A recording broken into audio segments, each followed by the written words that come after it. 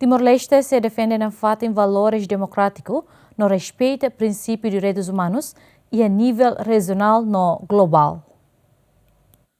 Vice-primeiro-ministro, ministro coordenador de assuntos sociais no Ministro do Desenvolvimento Rural no Habitação Comunitária, Mariano Assanami Sabino Hateten, Timor-Leste se defende na fato em valores democráticos no respeito ao princípio de direitos humanos e a nível regional no global. Governante na informação tene banhira jornalista confirma Konamba Myanmar informa ba Malaysia katak sila apoia Timor-Leste na adesão ba membro pleno ASEAN e a fulano outubro, também considera Timor-Leste la consegue cair meta em princípio, nebe Hateten la bele halo interferência ba assunto interno na membro idanian nebe consagra ona ia Carta ASEAN.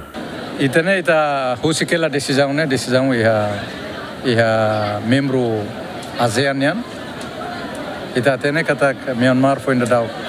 Também é problema para violência, asur nepo.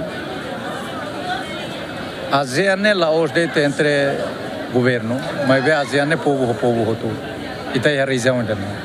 Ita adere malo para sai comunidade ASEAN. Mas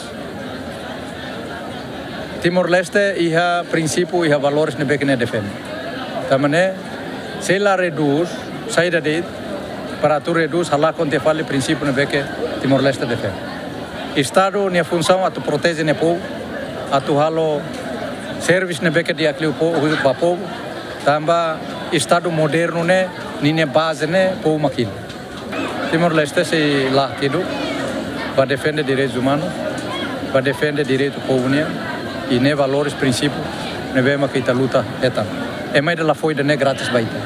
Ita fakaran, ita mate, mas ita etan itu.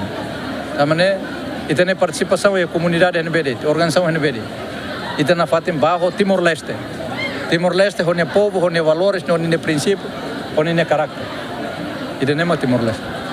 No nemo susu quando a declaração de Myanmar nebe makfosai sei foi impacto da adesão Timor-Leste sai membro pleno calai Assanami Hateten governo continua esforço de completa requisitos sira nebe mak ia to oficializa adesão Timor-Leste sai membro pleno. ASEAN para tu decide e formalmente informalmente e encontro liuba sira decide ona e a nível encontro de outubro ne maka bele halo aderação makne foi na laisne presidente da República Hateten declaração de Myanmar nian lá foi impacto ba Timor-Leste na adesão ba membro pleno ASEAN e a fulano outubro tinha ne Timor-Leste se sai membro permanente da organização regional ASEAN não nação membro ASEAN sira se anuncia oficialmente e a cimeira nebe se halau ia Malásia. Aderitu Simenes, bem-vinda Simenes, Yemen.